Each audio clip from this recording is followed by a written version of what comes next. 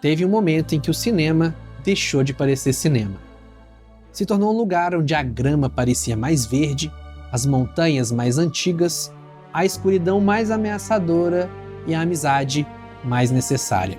Um lugar onde árvores podiam guardar memórias, reis podiam desaparecer da história, e até a menor criatura do mundo podia carregar o peso do destino de todos. Para muita gente, O Senhor dos Anéis não foi só uma trilogia, ele foi uma porta. A primeira vez que a Terra-média apareceu na tela não parecia a adaptação de um livro famoso, parecia a descoberta de um mundo que já estava lá havia séculos, esperando que alguém tivesse coragem de ir até lá filmar. E esse talvez tenha sido o maior milagre de Peter Jackson. Ele não fez somente a fantasia se tornar grandiosa, ele fez ela ser real. Pois foi por isso que veio, não é? Meu velho amigo. Fez a gente acreditar que hobbits existiam, que Valfenda podia ser encontrado logo ali depois de uma curva na estrada, que as Minas de Moria já tinham respirado vida um dia e que em algum lugar, muito além da nossa pressa cotidiana, ainda havia espaço para heroísmo, melancolia, amizade e esperança. E o mais impressionante é que essa sensação nasceu de uma soma quase impossível de obsessão, gambiarras geniais, artesanato, tecnologia e fé absoluta na imagem. Cenários construídos à mão, armaduras reais, miniaturas gigantes, truques de perspectiva que hoje ainda parecem mágicos, e uma equipe inteira trabalhando como se estivesse desenterrando uma civilização perdida. Vamos ver como um diretor da Nova Zelândia, que ninguém imaginava à frente de um projeto desse tamanho, convenceu um estúdio a apostar no impossível. Transformar um país inteiro na Terra-média e entregar ao mundo uma trilogia que não apenas entrou para a história do cinema, mas entrou para a memória afetiva de milhões de pessoas. Peter Jackson nasceu em 1961 numa cidade costeira perto de Wellington, na Nova Zelândia. Cresceu sem dinheiro, sem escola de cinema e sem conexão nenhuma com Hollywood. Fez seus primeiros filmes com uma câmera Super 8 de segunda mão e pedindo emprestado o quintal dos vizinhos para usar como cenário. Seu primeiro longa, Bad Taste, foi filmado nos fins de semana durante 4 anos, com Jackson fazendo ao mesmo tempo a direção, a produção, a maquiagem, os efeitos especiais e um dos personagens principais do filme.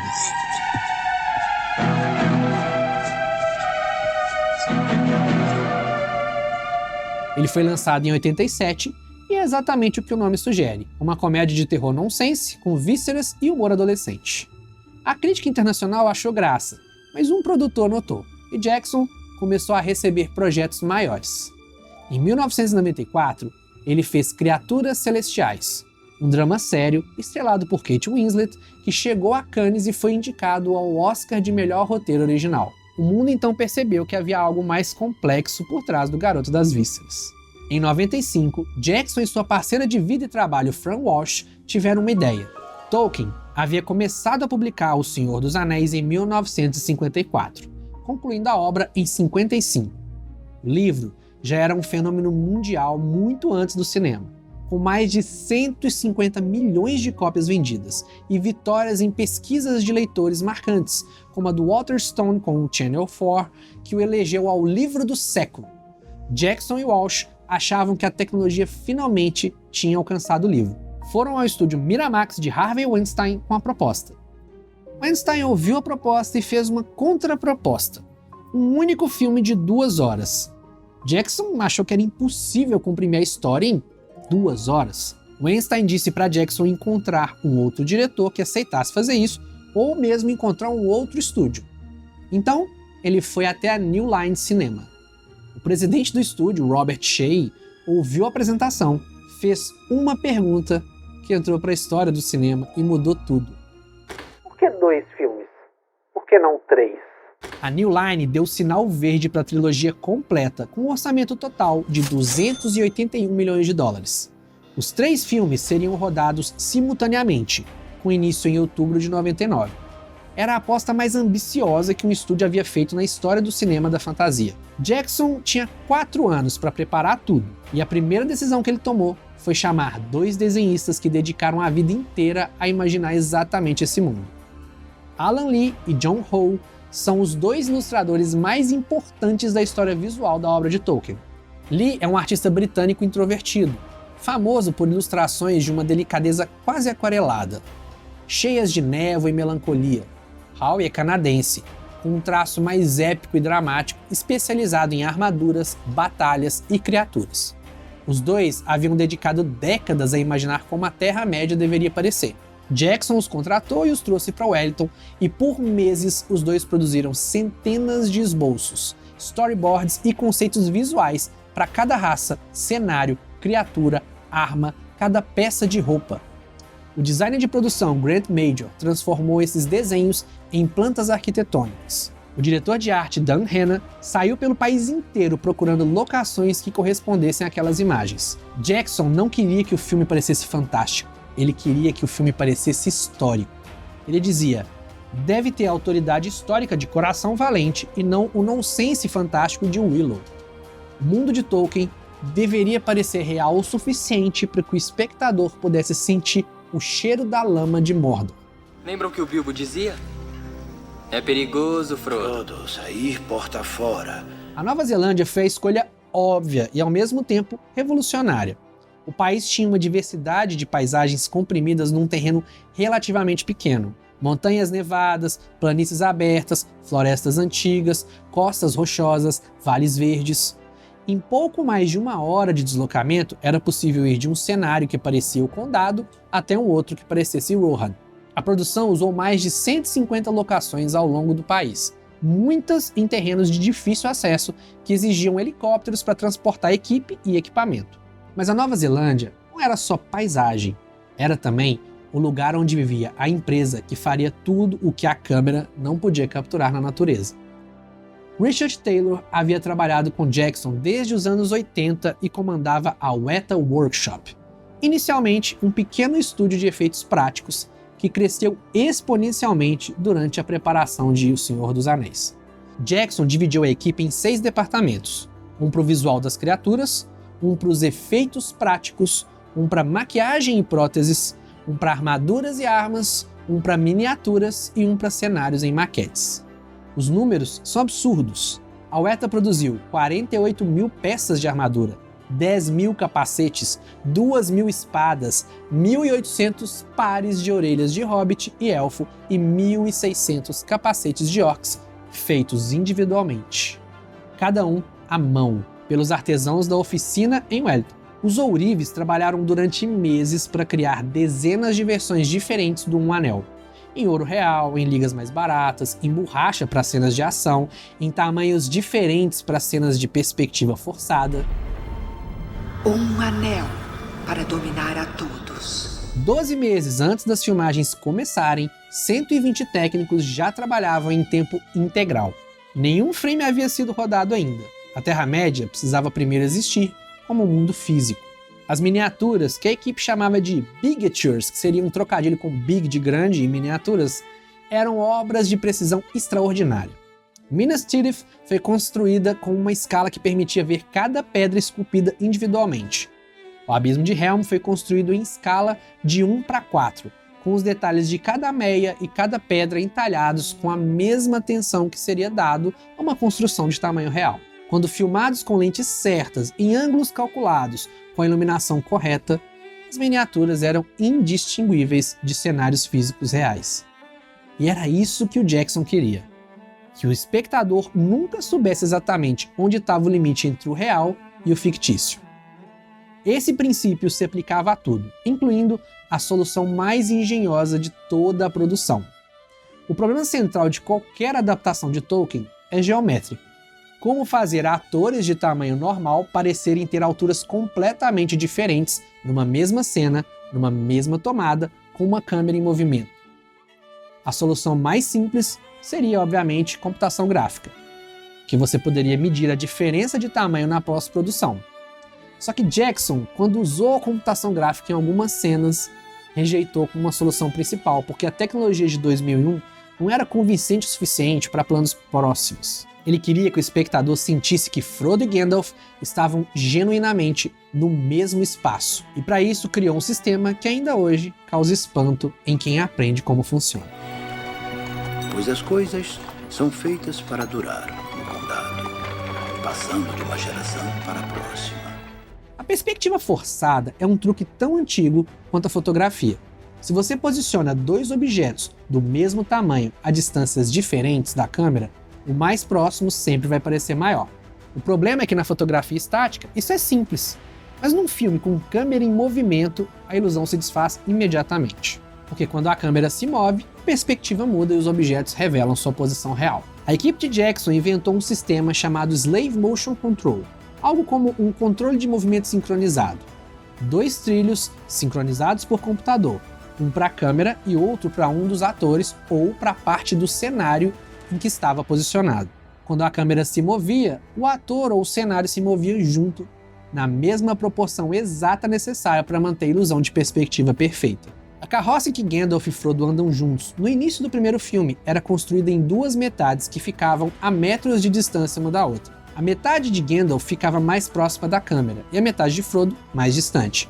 Quando filmadas do ângulo correto, as 2 metades se alinhavam perfeitamente. Ian McKellen e Elijah Wood não podiam nem se olhar nos olhos durante as cenas, porque os ângulos de olhar precisavam ser calculados para corresponder à diferença de altura fingida e não à real. E tinha um outro desafio escondido ali: manter os 2 em foco ao mesmo tempo. Como cada metade do carrinho ficava a uma distância diferente da câmera, a equipe precisava desenhar a cena com uma precisão quase matemática. O enquadramento, a lente, a abertura e a distância de cada ator eram calculados para que os 2 continuassem dentro da mesma zona de nitidez. Para cenas mais complexas, Jackson construiu os mesmos cenários em 2 escalas diferentes. Em Bolsão, por exemplo, a Toca de Bilbo existia em uma versão normal para cenas com apenas hobbits e uma outra versão menor, com móveis, portas e objetos proporcionalmente pequenos para cenas em que uma pessoa de tamanho humano precisasse estar presente. O que parece ser um único espaço coerente no filme é, na verdade, a montagem de 2 sets físicos diferentes, filmados separadamente e combinados na edição. Tudo isso levava o dobro do tempo de qualquer cena normal, e era necessário para cada sequência envolvendo diferença de tamanho, que era basicamente metade do filme. Nós precisa do precioso. Eles roubaram ele da gente. De todos os desafios técnicos da trilogia, Gollum era o mais impossível. O personagem precisava ser totalmente convincente como criatura, mas ao mesmo tempo precisava ter uma vida emocional tão rica e complexa quanto qualquer ator humano. Precisava de corpo, voz, rosto, expressão, nuance, e precisava interagir fisicamente com os atores reais no mesmo frame. A solução já existia em teoria: o motion capture, ou a captura de movimento. O processo de registrar os movimentos de um ator com sensores e transferi-los para um personagem digital. Mas isso nunca havia sido usado para criar um personagem principal de um longa-metragem com aquele nível de detalhe emocional. O próprio Jackson deixou bem claro qual era o objetivo. Gollum precisa ser tratado como qualquer outro personagem em cena, com um ator presente no set, interagindo com os demais, para que a performance depois fosse transferida para a criatura digital. Andy Serkis foi chamado originalmente apenas para dar voz ao personagem, mas durante os ensaios, sua presença física transformou completamente a compreensão de todos sobre quem Gollum era. Jackson tomou a decisão de fazer Serkis usar um traje cheio de sensores e filmar todas as cenas em que o Gollum aparecia com Serkis presente no set, interagindo com os outros atores, sendo dirigido como qualquer outro membro do elenco. A equipe da Weta Digital criou mais de 900 pontos de controle sobre o modelo digital de Gollum, apenas para o rosto. Cada expressão de Serkis, cada levantamento de sobrancelha, tensão de maxilar, contração de lábio precisava ser reproduzida com precisão milimétrica num rosto com proporções completamente diferentes das humanas. O resultado foi um personagem que abriu um debate que o cinema ainda não encerrou. O que é exatamente uma performance de ator? Quando Gollum aparece na tela, a gente está vendo o Andy Serkis ou a gente está vendo o trabalho dos animadores da Weta? O produtor Barry Osman defendeu Serkis para uma indicação de Oscar de melhor ator coadjuvante, mas a indicação nunca veio. Ladrões, eles roubaram ele de nós. A controvérsia ajudou a consolidar um debate que a indústria ainda continua travando sobre como reconhecer performances construídas em colaboração entre ator e animadores. Mas a inovação não parou só em Gollum. As batalhas apresentavam um problema de escala diferente e igualmente sem precedentes. A Batalha do Abismo de Helm, em As Duas Torres, tinha um problema simples de enunciar e impossível de resolver com as ferramentas disponíveis em 2002. Precisava de 10.000 soldados lutando ao mesmo tempo, e animar tudo isso individualmente seria humanamente impossível. Então a solução foi criar uma inteligência artificial. O programador Stephen Reglus desenvolveu para o ETA um software chamado Massive, uma sigla em inglês que em português significa Sistema de Simulação de Múltiplos Agentes em Ambiente Virtual. A ideia central era revolucionária. Em vez de animar cada soldado manualmente, o sistema dava a cada um deles um conjunto de regras de comportamento e os colocava numa simulação. Eles tomavam decisões por conta própria. Cada agente no Massive tinha uma visão simulada.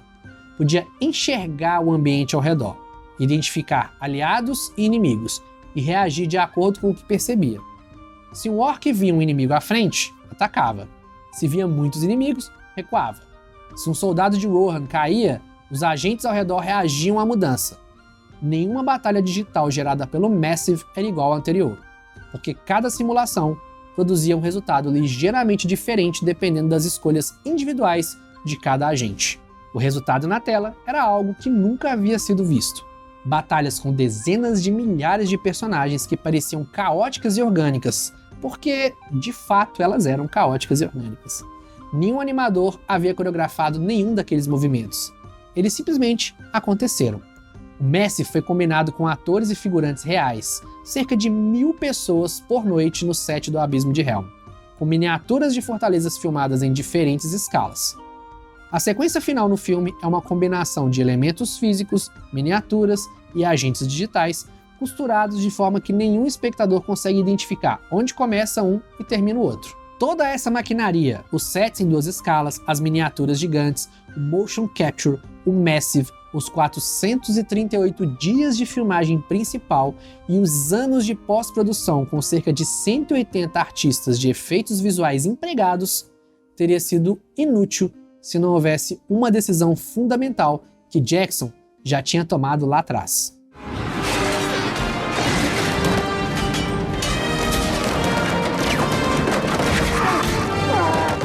Adaptar Tolkien para o cinema era um projeto que a história do audiovisual tratava como uma espécie de armadilha. Ralph Bakshi tentou em 1978 com um longa animado e produziu um resultado que o próprio diretor considerou inacabado. A BBC fez uma versão em rádio que os fãs adoraram, mas que nunca chegou às telas grandes. Os direitos haviam passado por múltiplos estúdios ao longo de décadas sem que ninguém conseguisse transformar aqueles 3 livros numa forma cinematográfica que funcionasse. O problema é que O Senhor dos Anéis não tem um protagonista no sentido tradicional. Ele tem um grupo de personagens que se divide no final do primeiro livro, criando 3 linhas narrativas paralelas que se desenvolvem simultaneamente ao longo de 2 livros inteiros. Tolkien escrevia para leitores que podiam segurar o livro, retroceder, criar mapas mentais. O cinema não funciona assim.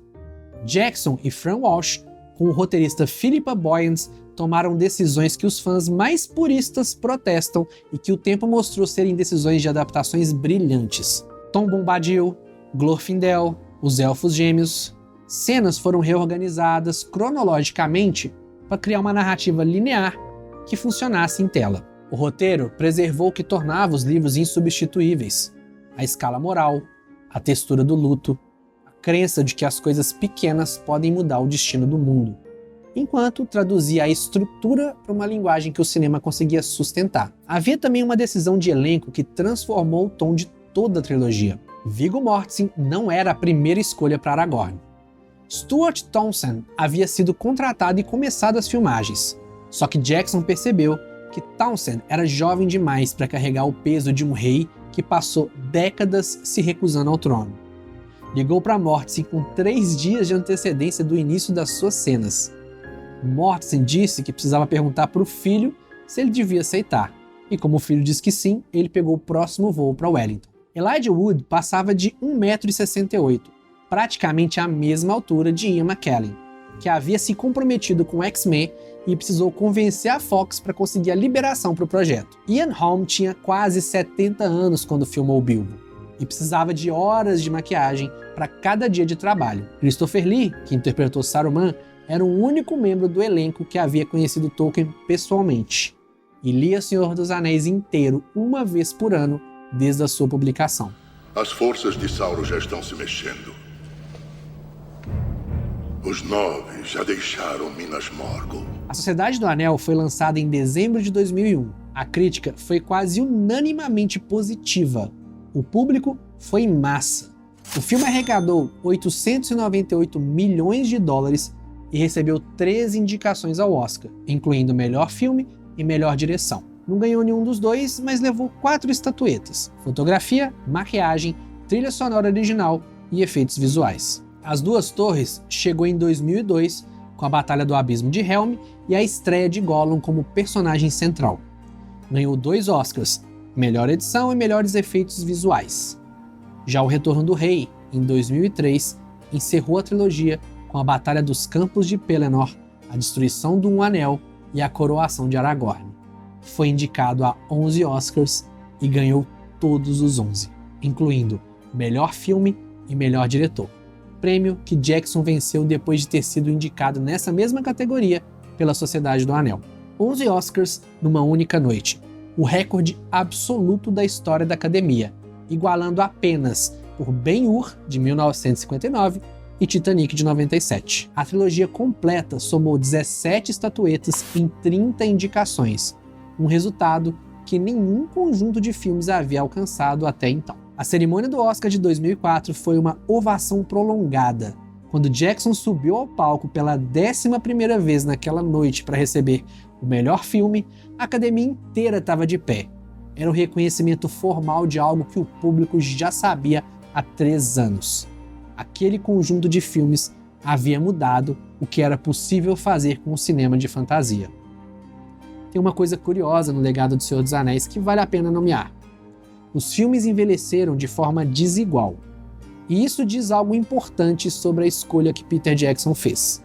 As cenas que dependem mais de CGI puro, certos planos da cavalaria de Rohan nas batalhas, alguns momentos com Gollum de close, mostram a idade de uma tecnologia de 2001 a 2003. Mas os cenários físicos, as armaduras forjadas à mão, a perspectiva forçada e as miniaturas filmadas com lentes perfeitas, os atores em trajes construídos individualmente para cada personagem. Isso tudo continua parecendo absolutamente real, porque é real. Essa não é só uma distinção técnica, mas é uma filosofia de produção que Jackson articulou desde o início e manteve sob pressão enorme ao longo de 8 anos de trabalho. A trilogia do Hobbit, que Jackson rodou 10 anos depois, fez escolhas diferentes. Mais CGI, menos práticos, sets digitais em vez de sets construídos. O resultado parece meio que um videogame. A comparação entre as duas trilogias é a prova mais eloquente possível de que tecnologia mais avançada não produz necessariamente imagens mais convincentes. O legado técnico é imenso. O Massive se tornou padrão da indústria para simulações de batalha. O motion capture de Gollum abriu caminho para César em Planeta dos Macacos, para Thanos em Vingadores, para toda uma geração de personagens digitais com vida emocional genuína. A Weta Digital se tornou um dos estúdios de efeitos mais respeitados do mundo. Em 2021, sua divisão de ferramentas, pipeline e engenharia foi vendida para a Unity por 1,6 bilhão de dólares. Mas o legado mais importante não é o legado técnico, é o legado da narrativa. O Senhor dos Anéis provou que a fantasia épica de alta qualidade, tratada com o mesmo rigor histórico e emocional de qualquer drama sério, pode alcançar simultaneamente o público mais amplo possível e o reconhecimento crítico mais alto possível. Que as histórias de Tolkien não eram demais para o cinema, eram exatamente o suficiente, esperando que alguém tivesse coragem de tentar. Um garoto da Nova Zelândia, que aprendeu a fazer cinema sozinho, num país sem indústria cinematográfica, com uma câmera de segunda mão, teve essa coragem. E quando subiu no palco pela 11ª vez naquela noite do Oscar, ele estava carregando não só uma estatueta de ouro, mas a prova de que o tamanho de um sonho não tem nada a ver com o tamanho do lugar onde você nasceu. Valeu, e a gente se vê na próxima.